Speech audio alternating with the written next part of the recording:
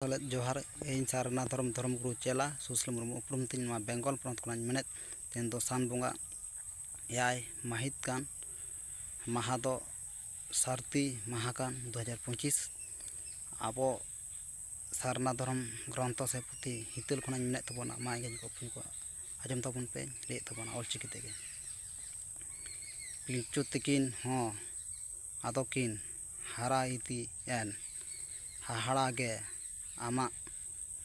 रोड़ते रोड़किन चेत आदे सारना धर्म हितले माराम बुरु हिरले गुरु गमके हितले और इना कॉन्टैक्ट नंबर 7363039995 और अबई सारना धर्म गुरु होना गुरु गमके ऑल गुरु गमके पंडित रघुनाथ मुर्मू कनाय ओना इन ले तबना और आबोआ सारना धर्म ग्रंथ से पतब दो होना हितल कान तबना और आबो संताल को सारना धर्म स्थान दो होना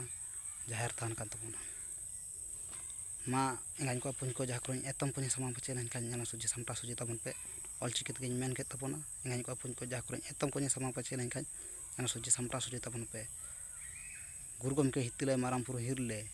सारना धर्म हितले मा इंगान को पुन को जहाँ को एतम को समा बचे लेकिन सुजी सामटा सुजी तबन पे सानाम इंगान को पुन को साना सले जोहार।